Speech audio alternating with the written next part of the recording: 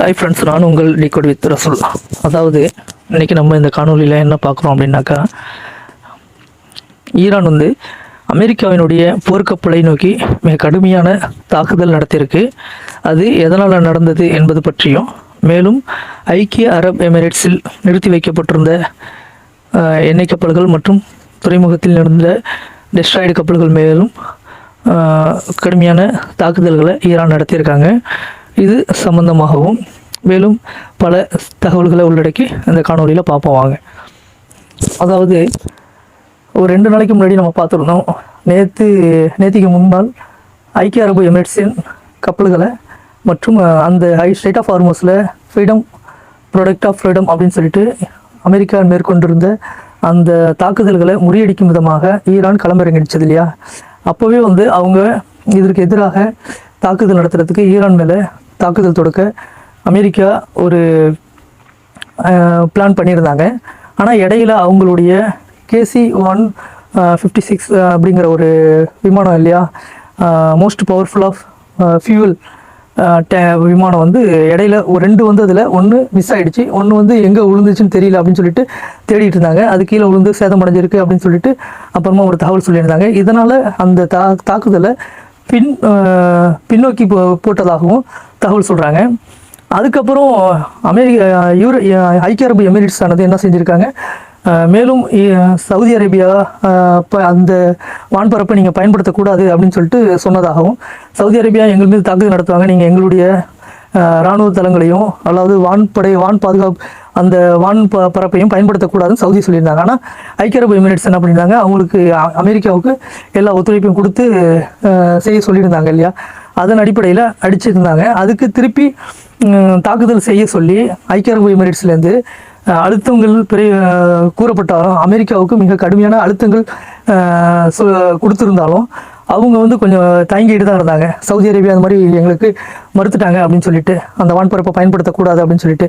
ஆனால் ஐக்கிய அரபு எமிரேட்ஸ் மட்டும் மிக தொடர்ச்சியாக வந்து அவங்களுக்குள்ள பேச்சுவார்த்தைகள் நடந்துக்கிட்டு தான் இருந்திருக்கு. ஐக்கிய அரபு எமிரேட்ஸினுடைய அதிகாரிகளுக்கும் அமெரிக்காவினுடைய போர் அமைச்சருடைய அதிகாரிகளுக்கும் இடையில் இந்த பேச்சுவார்த்தை நடந்துகிட்டு தான் இருக்குது. எங்களுக்கு வருத்தமாக இருக்குது, நீங்கள் வந்து திருப்பி ஈரான் மேலே தாக்குதல் நடத்தாதது எங்களுக்கு வருத்தமாக இருக்குது. இப்படி விட்டிங்கன்னா திரும்பி எங்கள் மேலே கடுமையான தாக்குதல்களை ஈரான் நடத்துவாங்க, அதுக்காக பதிலடி தாக்குதல்களை நீங்கள் நடத்தணும் அப்படின்னு சொல்லிட்டு மேலும் அழுத்தம் தெரிவிக்கப்பட்டதாகவும் சொல்லப்படுறாங்க.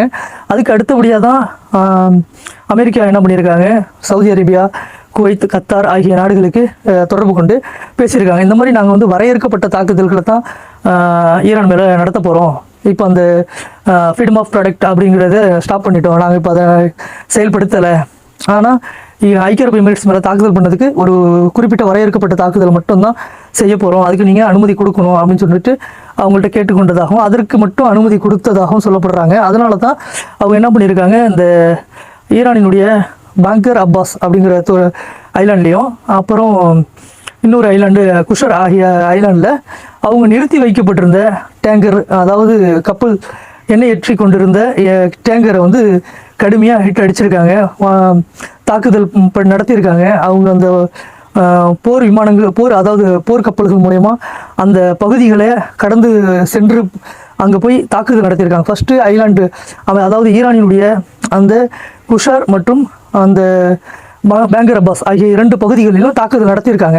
அது மட்டும் இல்லாமல் ஸ்ட்ரைட் ஆஃப் ஹார்மஸில் ஈரானுடைய ஒரு கப்பல் எண்ணெய் கப்பல் ஒன்று போயிட்டு இருந்திருக்கு, அதையும் இந்த போர் விமானங்கள் தாக்கியிருக்காங்க, அதை எரிச்சிருக்காங்க. அதுக்கப்புறம் தான் அடுத்த ஒரு அரை மணி நேரத்தில் தான் அதுக்கு அடுத்தபடியாக தான் அந்த ஈரானினுடைய IRGC தரப்பானது மிக கடுமையான தாக்குதல்களை, அதாவது USS ட்ரஸ்டின் DDG-103 மற்றும் USS நேஷன் அதாவது DDG-87 ஆகிய 2 டெஸ்ட்ராய்டு போர்க்கப்பல்களை நோக்கி அவங்களுடைய RPG ஏவுகணைகளை மிக கடுமையான முறையில் தாக்குதல் நடத்தினதாகவும் கூறப்படுது. இதற்கு வந்து அந்த போர்க்கப்பல்கள் சென்றதை இடைமறித்து சிறிய கப்பல்கள், அதாவது சிறிய ஈரானினுடைய அந்த சிறிய போட்டுகள் இருக்குல்ல, அந்த தாக்குதல் நடத்தக்கூடிய சிறிய போட்டுகள் வழிமறைச்சதாகவும் அதை வழிமறைச்சதுனால தான் நாங்கள் அவங்க மேலே தாக்குதல் பண்ணோம் அப்படின்னு சொல்லிட்டு அமெரிக்கா தரப்பு சொல்கிறாங்க. ஆனால் வந்து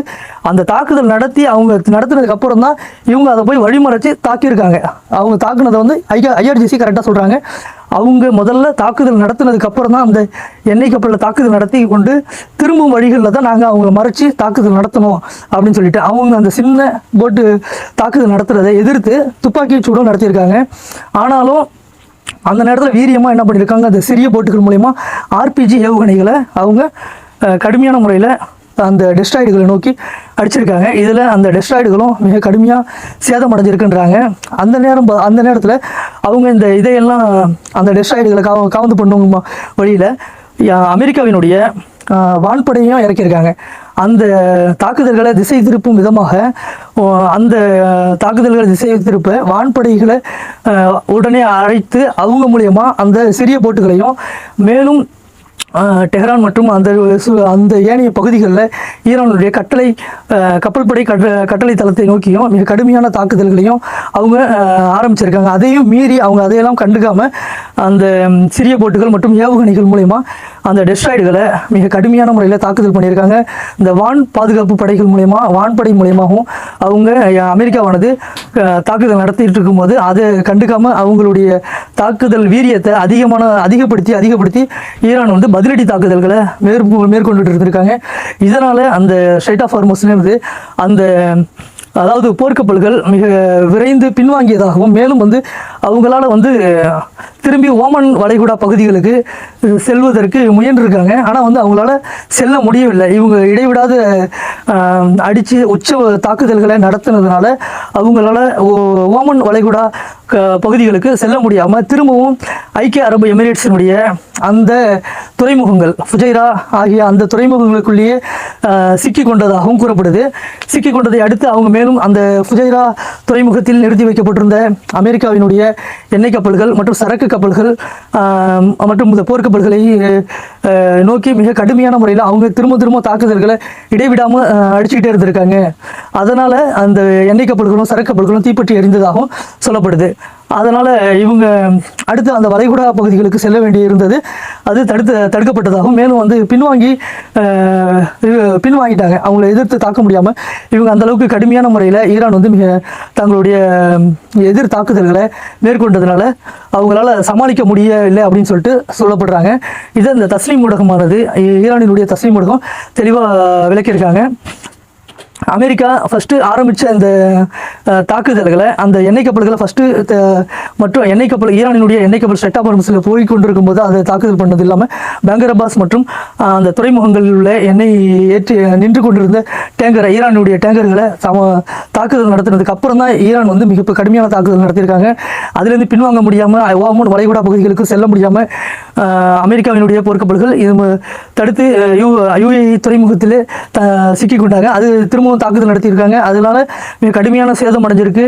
அதை திரும்பவும் மீட்க முடியாமல் அவங்க வான்படையையும் உள்ள இறக்கி வான்படை கட்டளை தளத்தையும் அதே மாதிரி ஐக்கிய அரபு எமிரேட்ஸ் ஆனது இதற்கு மிக உதவியாகவும் அமெரிக்காவினுடைய வான்படை மற்றும் அதாவது அமெரிக்காவிற்கு ஈரான் மேலே தாக்குதல் நடத்துறதுக்கு அவங்களுடைய வான்படை மற்றும் விமானப்படை கட்டளை தலைமையையும் தளத்தையும் பயன்படுத்தியிருக்காங்க அப்படின்னு சொல்லிட்டு இன்னைக்கு தஸ்லீம் ஊடகமானது தெளிவாக விளக்கியிருக்காங்க.